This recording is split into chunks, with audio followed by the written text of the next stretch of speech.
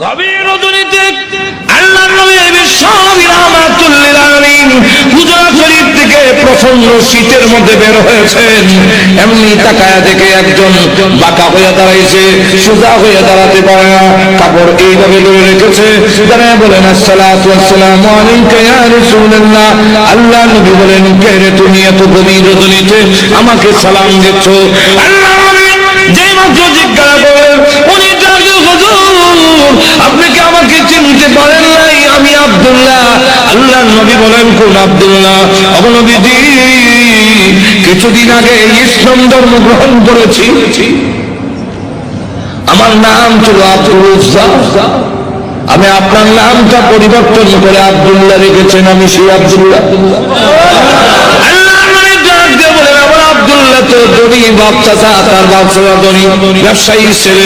সকাল বিকাল কাপড় পরিবর্তন করে আসলো। আজকে তো দেখা যায় গায়ে কাপড় নাই, একটা কাপড়ের টুকরা পরিধান করা, সোজা হয়ে দাঁড়াতে পারে না, তার লজ্জাস্থান খালি হয়ে যায়, হাত দিয়ে ধরে রাখছে কোনো রকমে কাপড়ের টুকরা। আল্লাহর নবী বলেন, আমার আব্দুল্লাহ এই অবস্থা কেন? শীতের মধ্যে টরটর করে কাঁপতেছে, কিন্তু কোনো কথা বলে না, কোনো ডাক দেয় না। নবী গো, অপেক্ষায় বসে আছি, কোন সময় আপনি বের হবেন? আপনার নোরানি চালা যদি এক নজর দেখতে পারি, তাহলে আমার অন্তরে আর কোনো দুঃখ থাকবে না। আল্লাহ নবী বলেন, কি হলো তোমার এই অবস্থা কেন? আব্দুল্লাহ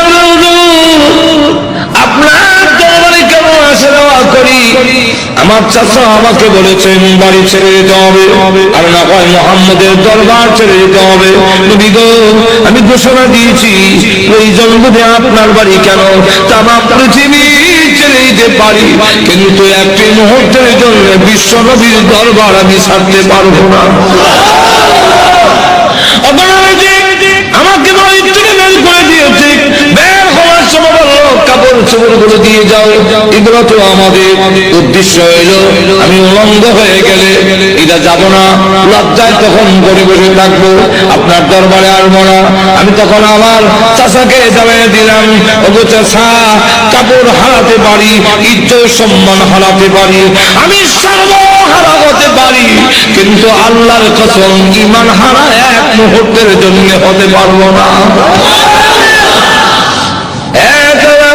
আজকে যদি শরমের আর ইজ্জতের বয়ে কাপড়ের জন্য আমি ঈমান হারা হয়ে যাই, মৃত্যুর পরে কবর থেকে উলঙ্গ হয়ে আল্লাহর দরবারে উঠব, উলঙ্গ অবস্থায় জাহান্নামের মধ্যে দেওয়া হবে। আল্লাহর নবী আমার কাপড় চোপড় গুলো রেখে দিয়েছে, আমি আমার মার সামনে দাঁড়িয়ে বললাম, মা গো, আমার একটা কাপড় দেন না, আমি আমার লজ্জাস্থান দেখে বিশ্ব নবীর দরবারে যাবো। মা, একটা নজর যদি আল্লাহর নবীকে দেখতে পারি, তাহলে আমার মনে আর কোনো ব্যথা থাকবে না। এই বলে হুজুর আমার মা একটা কাপড় দিয়েছেন, কোন রকমের লজ্জাস্থান দেখে আপনার হুজুরের সামনে এসে বসে আছি। কোন সময় আপনি বের হবেন, আপনার চেহারা মুবারক একটা নজর দেখার জন্য বসে আছি। নবীজি তার করুণ কাহিনী শুনে বিশ্ব নবী পর্যন্ত চোখের পানি রাখতে পারেন। আল্লাহ নবী আব্দুল্লাহ আমার ঘরে হুজুরের শরীফে এই নে আমার ব্যবহারের দুইখান কাপড় করে দান করলাম। নবীজির দুইখানা কাপড় ব্যবহারের কাপড়ের দাম আছে না নাই? এরপর থেকে আব্দুল্লাহ গুরু বাকাদাইন হয়ে গেল, খালি আব্দুল্লাহ না, টাইটেল লাগছে।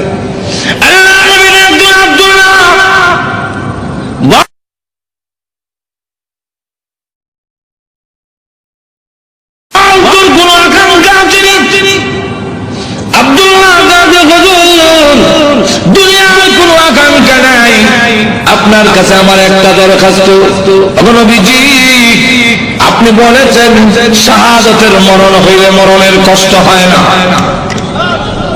আপনি বলেছেন শাহাদাতের মরণ হইলে কবর গেলে মুনকার নাকির আসে না, আপনি বলেছেন শহীদ হয়ে মরলে কিয়ামতের মাঠে কোনো হিসাব কিতাব হবে না, বিনা হিসাবে জান্নাতে যাবে। তাই আমার দরখাস্ত, ওগো নবীজি আপনি আল্লাহর কাছে বলুন আমার শাহাদাতের কামনা যেন মহান আল্লাহ কবুল করে নেন।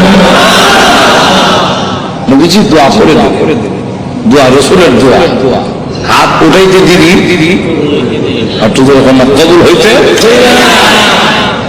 আল্লাহ নবী সোনবী রাহমাতুল লিল আলামিন দোয়া করে দিলেন। এখন আব্দুল্লাহর জন্য দোয়া কেমন কবুল হয়ে গেছে। তবুকের যুদ্ধে গেলেন, কিন্তু তবুকের যুদ্ধটা হলো না, ফিরে আসবেন। আব্দুল্লাহ রাস্তার মধ্যে অসুস্থ হয়ে গেলেন, সেখানে তিনি ইন্তেকাল করলেন।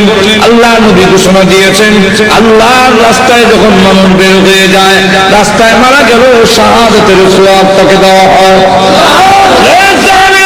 আমার আব্দুল্লাহকে গোসল দাও, কাফন পরাও, আমি নিজে জানাজার নামাজ পড়াবো।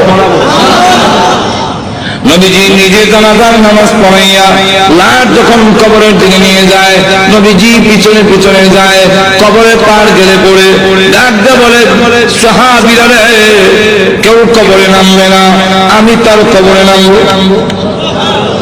নবীজি আব্দুল্লাহ রাদিয়াল্লাহু আনহুর কবরে নামে দুই হাত উপর দিকে বাড়ায় দিয়ে বলেন আব্দুল্লাহ, সাহাবীরা দে লাশটা আমার হাতে দে,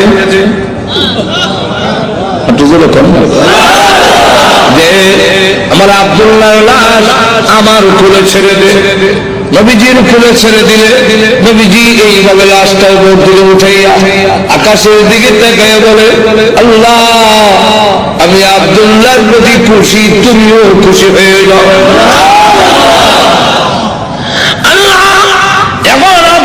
লাশটাকে আমার কোল থেকে তোমার রহমতের কোলে আমি স্থানান্তর করতে চাই। এই কথা শুনে সাহাবীরা গইরে কবর পার কান্না শুরু করেছেন। বিশেষ করে সাদ ইবনে আবি ওয়াক্কাস রাদিয়াল্লাহু আনহু ডাক দিয়ে বলে, মাটিতে গইরে কান্না আর বলে আব্দুল্লাহ রে, এই লাশটা তোর না হইয়া আমার যদি হতো রে, আমার ভাগ্য কত ভালো ছিল রে আব্দুল্লাহ, এই লাশ তোর না হইয়া আমার যদি হতো, যেখানে আল্লাহর নবী বলতেছেন আল্লাহ আমি খুশি, মেহেরবানি করে তুমি আমার আব্দুল্লাহর প্রতি খুশি হয়ে যাও। লক্ষ্য করে দেখুন, এইভাবে অনেক ঘটনা সারা রাত বললেও তো শেষ হবে না। এইভাবে বাড়ি ঘর ছেড়ে দিয়েছেন আল্লাহর দ্বীনের জন্য, ইসলামের জন্য, আল্লাহ নবীর জন্য। কিন্তু আল্লাহ নবীর ছেলে যেমন বাবা তেমন ছেলে ওতবা আল্লাহ নবীর সামনে গিয়ে বলে ওগো মুহাম্মদ, আপনারা আল্লাহ তাআলা এগুলো আমরা মানি না। আর তুজুরে কর। আর নবীজির সামনে দাঁড়ায় বলে আপনার দুই মেয়েকে তালাক দিলাম। নবীজি তাফসীরে মাযহারিতে লেখে আল্লাহ নবীর উপরে হামলা করে টান দিয়ে জামা ছিঁড়ে ফেলেছে। নবীজি চোখের পানি ছেড়ে দিয়ে কাঁদে, হ্যাঁ প্রভু আমার জামা ছিঁড়েছে, এই জন্য আমি ব্যথা পাই। আমি কত আঘাত খাইলাম তোমার দ্বীনের জন্য, তোমার জন্য, তোমার দ্বীনের জন্য যদি আমি কষ্ট পাই আমার তেমন কষ্ট লাগে না। ও প্রভু আমার মেয়েকে তালাক দিয়েছে, এই জন্য দুঃখ লাগে নাই, দুঃখ লেগেছে। আমার সামনে যদি তোমাকে কেউ অবজ্ঞা করে, তোমাকে অপমান করে, আমি রাসূল কখনো বরদাস্ত করতে পারি না। বাস্তবিক যাদের ভিতরে ঈমান আছে, ঈমানদার কখনো দুনিয়ার সকল কিছু বরদাস্ত করতে পারে, কিন্তু আল্লাহ নবীকে অপমান করবে এই পৃথিবীর কোন মুমিন কখনো বরদাস্ত।